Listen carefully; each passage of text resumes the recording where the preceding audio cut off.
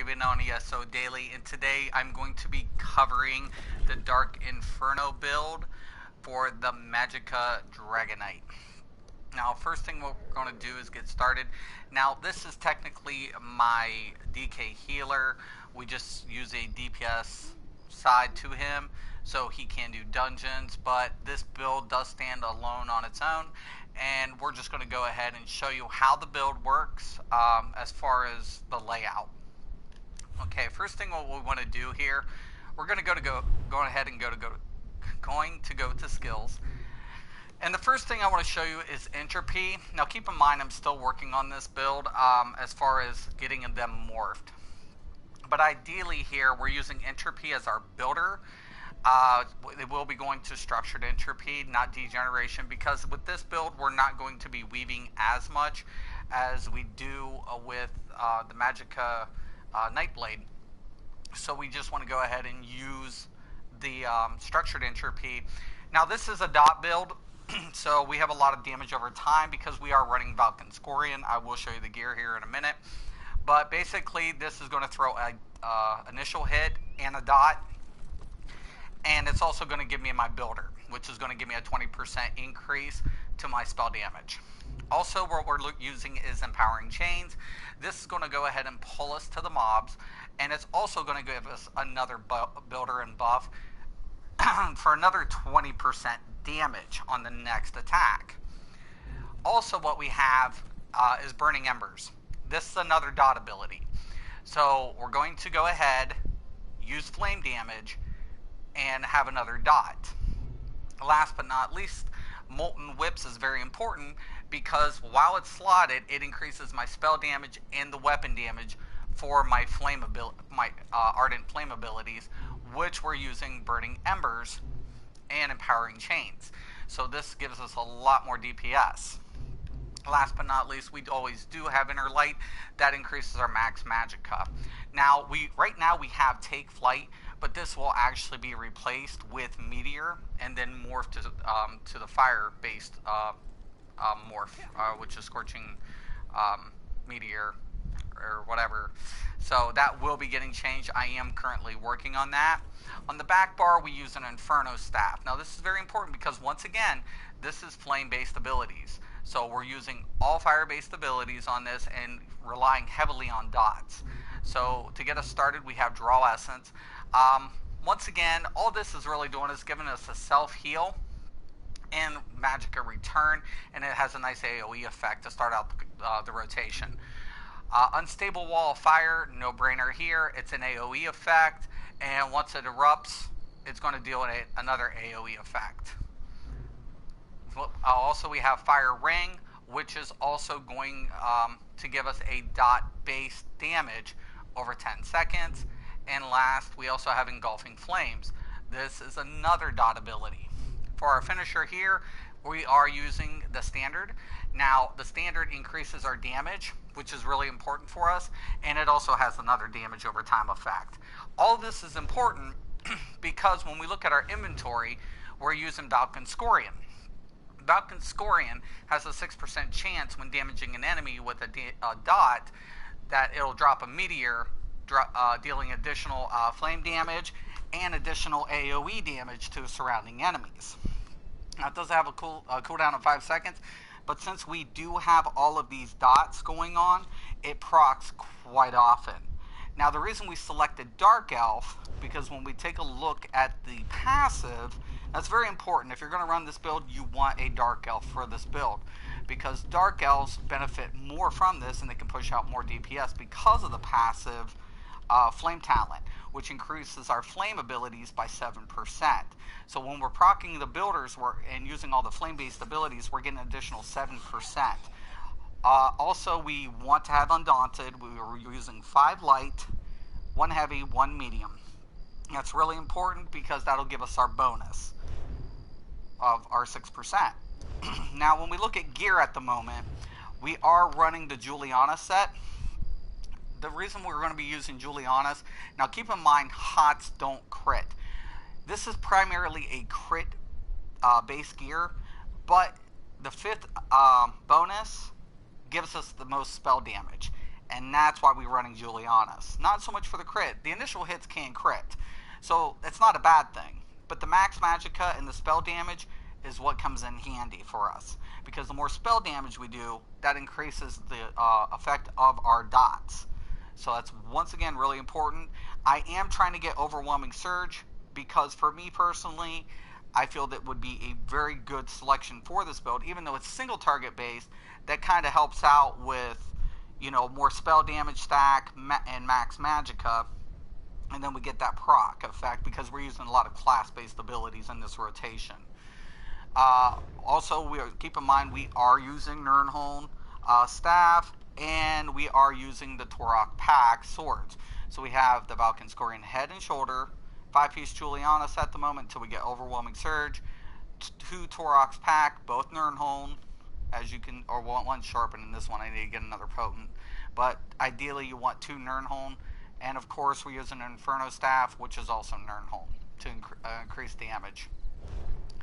Now, it does work really well. I don't have anything around me here at the moment. I can go and kill some stuff and show you guys. Let's see if I can.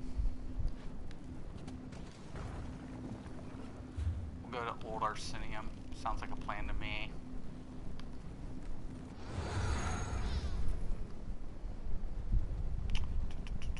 Sorry about that. Right up here.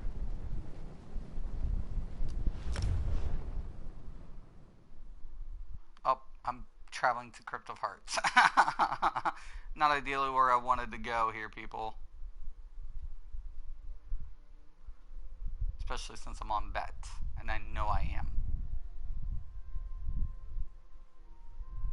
But keep in mind, this does have a nice heavy end rotation.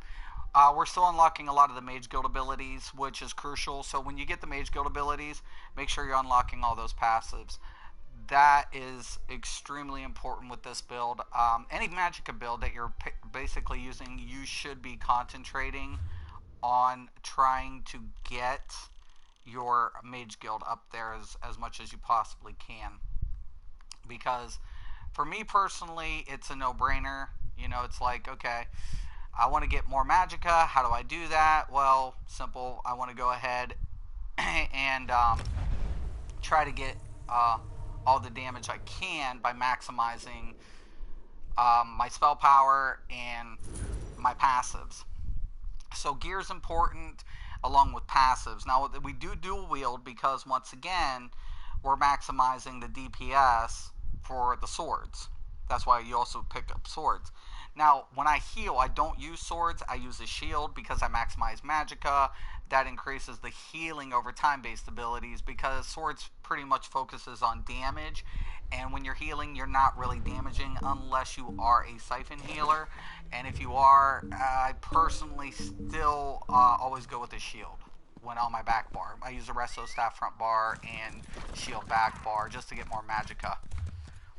So we're going to go ahead, try to get up there as fast as possible. Of course I don't have Rapid Assault, so let me just go ahead and slot that here, because I like to kind of move here, but we'll switch it back when we get in there.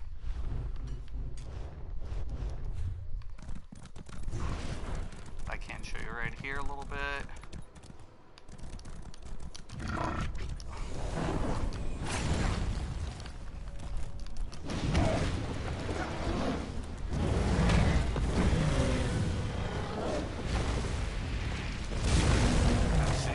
Proc for the meteor.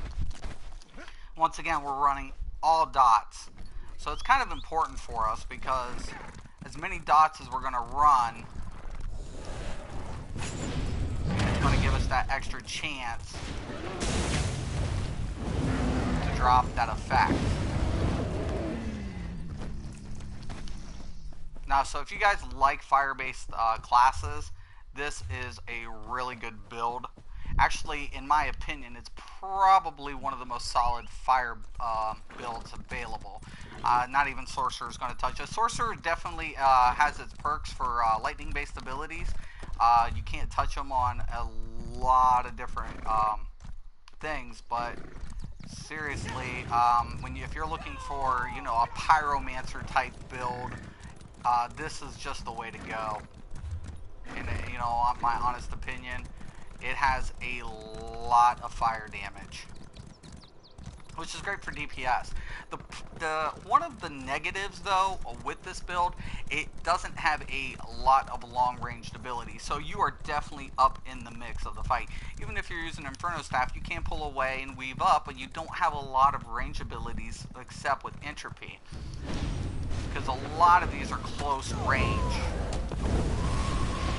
Draw Essence is going to be nice. As you can see, it procced again. We have a lot of proc effects with this build. Once again, this is complete dot build. Valkynscorian will continuously proc more and more throughout your rotation, so keep that in mind.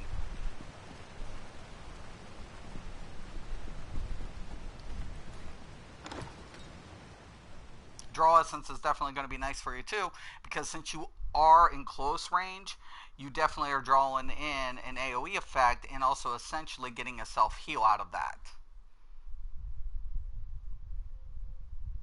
Now, you can use Volatile Armor, which is another data-based ability, and it will increase your resistance. So if you want to switch out and you want to use Volatile Armor, give you a little extra cushion, you can do that. But keep in mind to keep your builders up, or your buffs, because that's going to be more effective towards your build.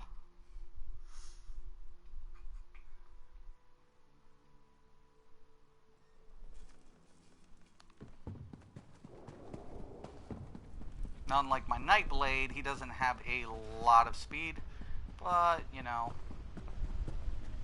that's okay.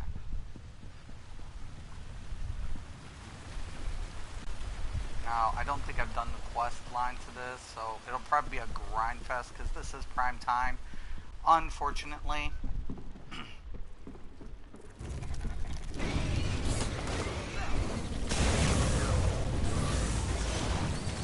Now, once again, the more I draw in, the more I'm going to heal. I definitely want to try to keep using Draw Essence as much as possible. I don't have any pots on at the moment.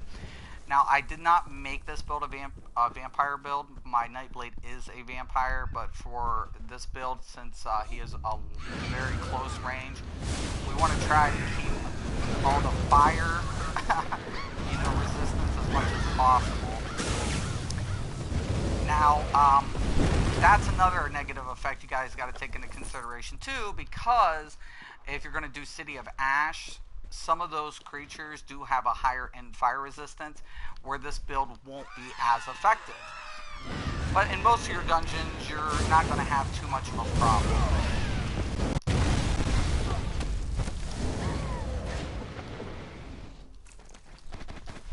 Okay, let me go ahead and go to consumables and put in a pot.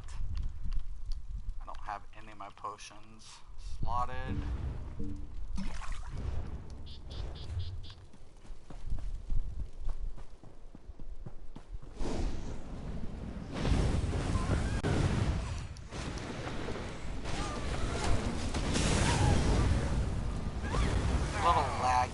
Last DLC, I do apologize.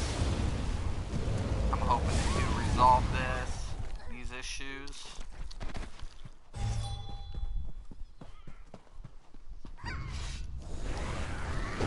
Now, this is one thing I do love about Take Flight. Once again, it will be using Meteor, but at least Take Flight can close the gap. So if you do like Take Flight, you know, by all means, go ahead and keep it. Nothing wrong with it. It's a great skill. Usually I like it better on the stamina build, especially, you know, for two-hander or dual wield. It definitely comes a lot more effective. Should have switched out that space ability.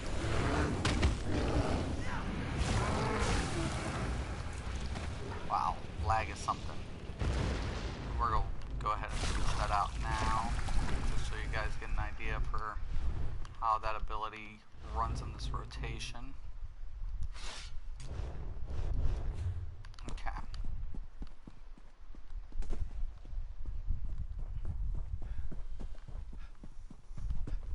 Now, a lot of times people are here, you know, they're farming Rubidoux and bears and everything else. Oh my. I don't really care to farm. I'm just trying to show you guys the effectiveness of the build.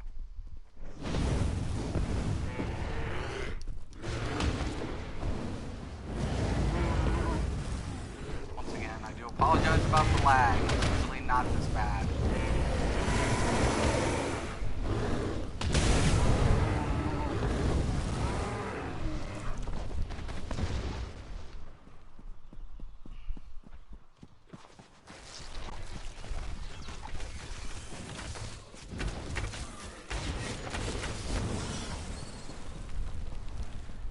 Curb around everybody as much as possible, but this is the prime grind spot, so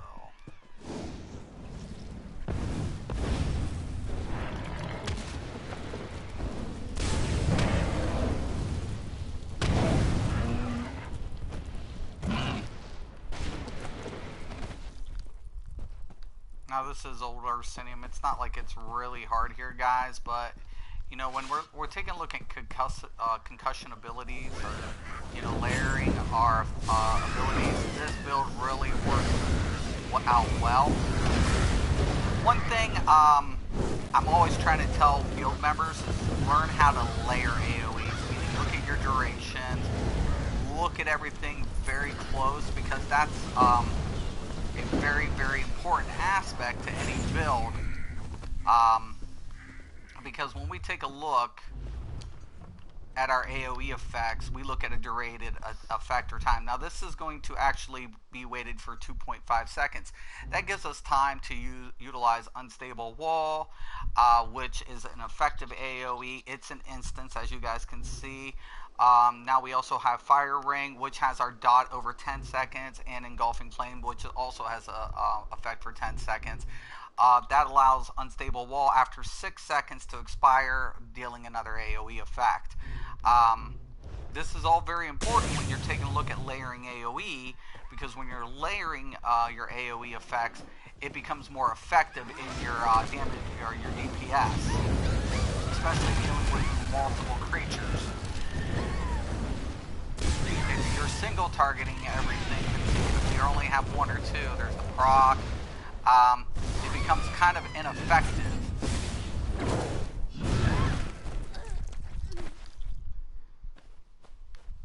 Okay. So if you guys have any questions or comments, please post below. I will try to get to them. I do want to thank everybody for watching. If you like the video, please feel free to subscribe. And once again, and always, have a nice day.